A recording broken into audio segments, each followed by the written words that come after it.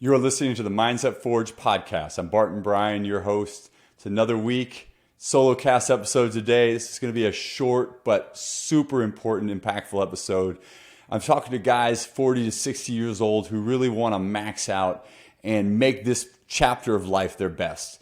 40 to 60, the wheels can come off, right? You don't want to be one of those guys who prematurely kind of ages just because you didn't develop the discipline, the habits, the strategies, and understand kind of what it takes to stay as fit and as strong mentally, physically, emotionally as possible, and then putting a purpose to that.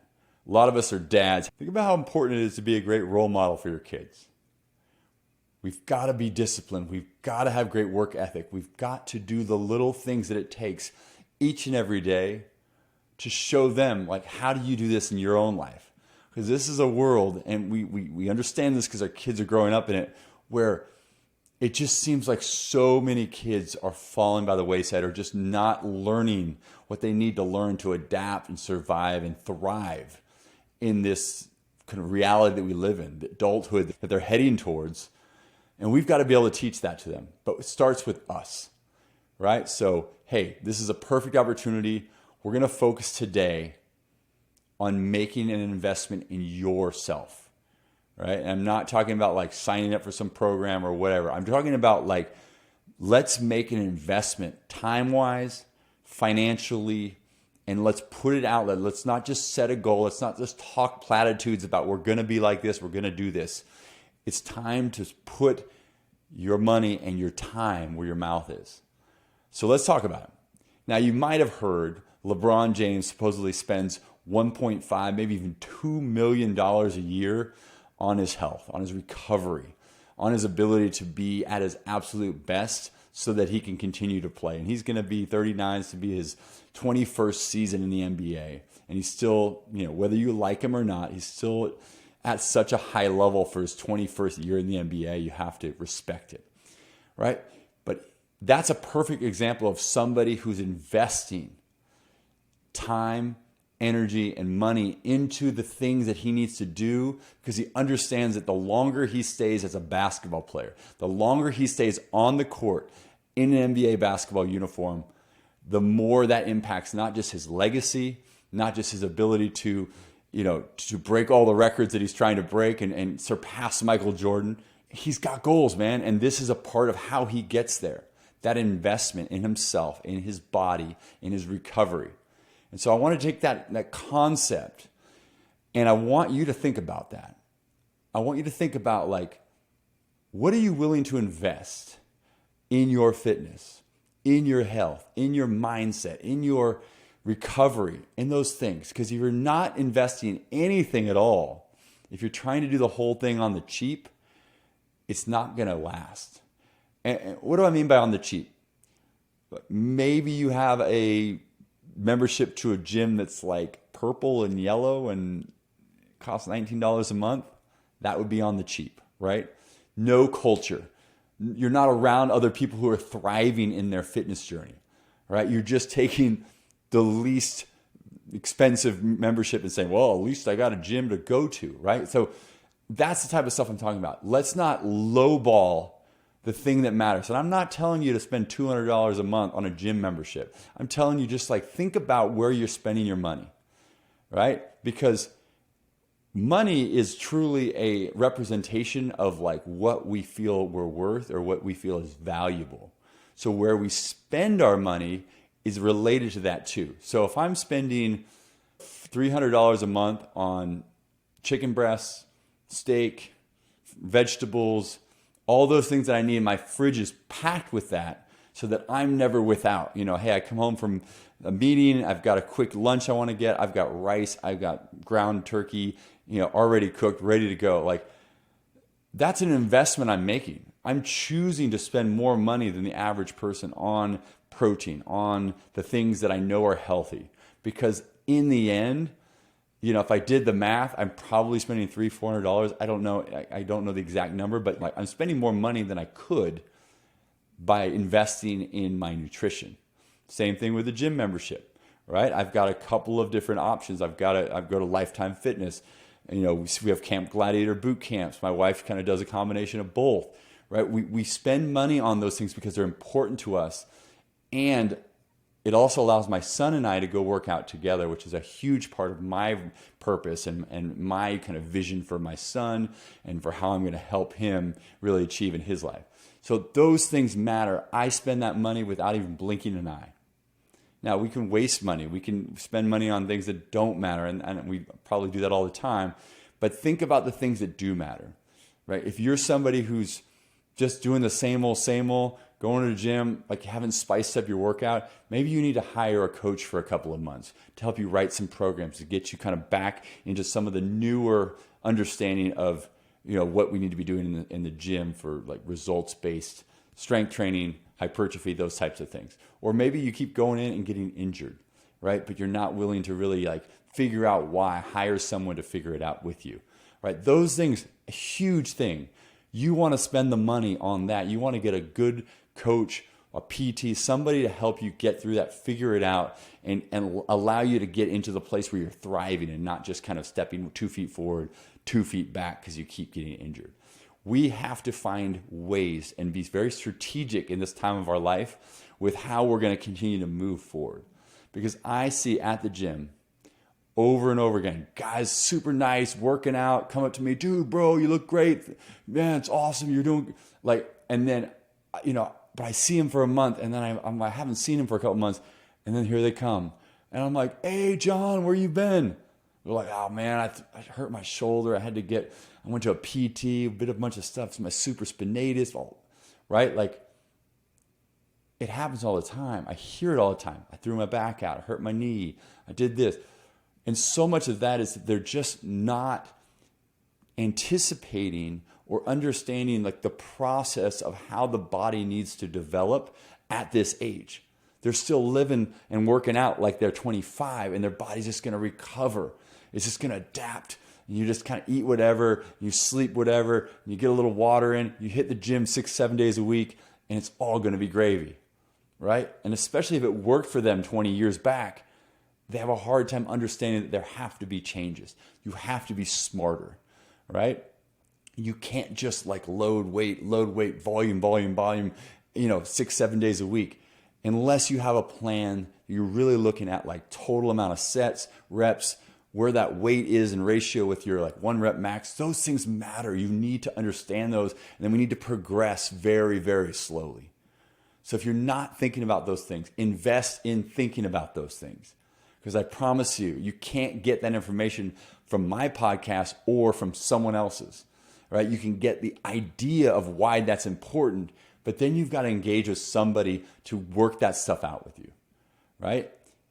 Personal trainers, nutrition coaches, PTs, if you have an injury, these are the people you need to be looking out for, connecting with, so you can develop and understand and really have a plan, right? If you go back to my episode with Philip Ricardo Jr., the 52-year-old, 4-time Mr. Natural Olympia bodybuilder, like listen to how he programs out a month at a time. And he's very thoughtful about it. And it's very slow progression. Like that's the way you need to be planning and thinking so that going to the gym, last week I did this, I'm going to get 1 extra rep to this week. I'm not trying to jump up 10 pounds. I'm not trying to felt great last week. I'm going to throw quarters on both sides of my bench and just see what happens. Like, sure, 23-year-old guy, go for it. Have fun. You may or may not get injured, but you're 23, you'll get better. When you're 43, when you're 48, when you're 55, we don't have time to be wasting doing that kind of stuff. That's not helpful, right? That's not going to get you where you want to be. So you've got to be very disciplined in the way you think about your workouts. Showing up's the first thing, right? You've got to show up. You've got to get to the gym enough days, right? So we're putting in the work. And then you got to look at the quality of that workout. Are you warming up properly? Are you doing mobility? Are you thinking about where you're strong, where your weak points are? I just posted a video on how to develop middle trap strength because a lot of people, as they get older, their neck and upper back gets tight from just sitting at a desk all day or to stress. And that shows up in inability to move the scapula and get that great retraction, which can show up in shoulder pain, but it can also show up in underdevelopment of the back and lats because you don't have the scapular strength to pull your shoulders back to get your lats engaged. So we end up not building muscle and creating imbalances, where we're having too much tension, too much overworking of the traps and shoulders in the front here in the top, and not enough scapular engagement, not enough of the right muscle groups working in unison when we're doing push and pull. So these types of things are super important. Now, what I'm doing on my YouTube channel is I'm posting various concepts to help get you ideas. Maybe you grab a couple, add them into your workout, that kind of stuff. I also have a workout program. It's a PDF. If you send me an email or comment on this video, you're going to get that. I'll just send it to you. It's free. It's a template. It will give you a good opportunity to kind of have a weekly plan that you can use that's going to have cardio, that's going to have weights, it's going to have a push-pull legs concept. Should be easy to follow. So if you want that, let me know. All right. But the thing is, there's one person out of 1,000 right now who's 40 plus who doesn't have mobility issues, who doesn't have posture issues, who doesn't have old injuries that created imbalances that like one shoulder is a little bit higher when you push and this hip's a little bit off and we have an internally rotated hip on the left side. All these things happen. And you know what? The body's amazing. The body figures it out. It figures out how to move and stack and do it all, even with those imperfections, imbalances. I'm not trying to get you to fix them all because we really can't. Our bodies aren't really meant at this age to be completely symmetrical. It's okay. That's not going to be a thing. I think chiropractors really get it wrong when they're trying to make you like this perfect specimen of like the vertebrae are all aligned perfectly. Like if you're an athlete, if you're pushing weight, if you're out there getting work done, those things are going to just be there. And you have to figure out how to stretch, how to create mobility, how to strengthen the right muscle groups so that you don't find yourself getting injured and having pain over and over again. Because when you're in a pain cycle, it ruins working out, right? If your low back keeps flaring up every time you do leg press or squats, like we've got to address it. We've got to address core issues, flexibility issues in the hips, all those things so that you're not feeling and experiencing pain every time you try to push weight and get stronger, because your body will not push weight and build muscle if there's a joint or if there's an area of your body that has pain or instability. It's just not going to happen. So there's no reason to push heavy weight if you're like, oh, the shoulder, every time I bench, I love pushing 100-pound dumbbells, but man, my shoulder just bugs me every time. Like, I don't want that to be you, right? I don't want you to have pain. But the only way to not have that is by being smart and investing in yourself. The work you put in, getting with a coach, doing those things that matter most so that you can experience the type of benefits and results that aren't just short term. Like, hey, I got strong in 6 months. I lost weight in this year. But like, hey, 20 years, 30 years. I want you to be the 70-year-old guy on your street that everyone's like, I don't know what that guy's doing, but he's still jacked and he's playing with his grandkids and lifting them overhead. And he's like, when I grew up in the 80s, there were a couple of those guys and they were like kind of freaks of nature, right? Like somehow they kind of broke the code and figured out how to get older, 70, 80 years old. And they still seem to have that kind of gritty vitality and those wiry, strong muscles and all that kind of stuff. Like once in a while you see somebody like that. But that could be your reality. That can be you. There's a reason why, people fall off in their strength, their muscle mass, all those things. We stop using them or we keep getting injured and it becomes harder and harder to recover from the injury, and our mobility gets worse and worse as our body gets tighter and tighter to try to not get injured again. So, man, if there's anything you heard from this podcast today, if there's anything you're taking away, it's really assess where you are and go spend some money on a great gym with a great culture of like smart strength training. Go get yourself a coach. Find someone who can write you programs, who can help you out at least for a couple months. I'm here to help too. I do that. You want to reach out to me, check the show notes, check the information. You can reach out to me and I can help you with that, right? You've got to find a way to make this, the next 3-5 years, positive growth, not getting injured, not going too hard and then having to pull back and going hard again and pulling back, but like consistency and growth and performance-based strength training so that you can continue to feel stronger and stronger. That confidence comes from the strength, that commitment. All of a sudden your kids are like, man, look at dad. That guy's badass. I want to be like him. Dad, will you take me to the gym? All of a sudden, wow, that's a whole different conversation. That's a whole different relationship when a dad is helping his son or daughter learn about strength training and that kind of stuff at 10, 11, 12, 13 years old. It's a big deal, right? So think about where you're at right now. Think about where you're strong or where you feel like you've got things handled, and think about where you're weak and where you need more support. And then invest your time and energy in that, all right? So that you can bring those things up and really have a balanced attack. Last week I interviewed my yoga instructor. I was, the first to say, like, I was getting tight with too much strength training. I needed to do more mobility, and honestly, stretching just wasn't doing it. I was still finding myself, really tight in my hips, having some knee pain from time to time. Shoulders were still a little tight. Doing yoga twice a week, game changer.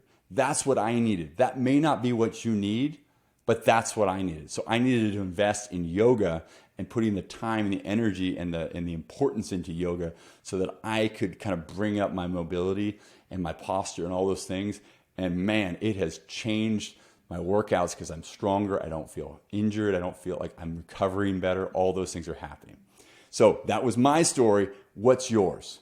If you need help, reach out to me. We can set up a discovery call. If you want to talk about this, if you want coaching, great. But I can also just have a conversation with you, which can be maybe helpful to you. I'd love to do that. All right. The key here though, guys, is, we got to figure this stuff out. Going back to the LeBron James analogy, right? We don't need to spend $1.5 million a year on our recovery and our health and our fitness, but shouldn't we put a good chunk of our, disposable income that we're using for, in the day to day? I mean, we're paying for Netflix, we're paying for all these other things that do nothing for our health. Let's focus on getting good protein in, getting the fruits and vegetables, eating well, putting the money into a coach, maybe a better gym, personal training. That could be a thing that you want to do right now. Whatever it is, invest in yourself, right? And build that momentum so that you can have long-term results. All right, guys. Thanks for listening to the Mindset Forge podcast. Don't forget to subscribe for my YouTube channel and like this video and share it.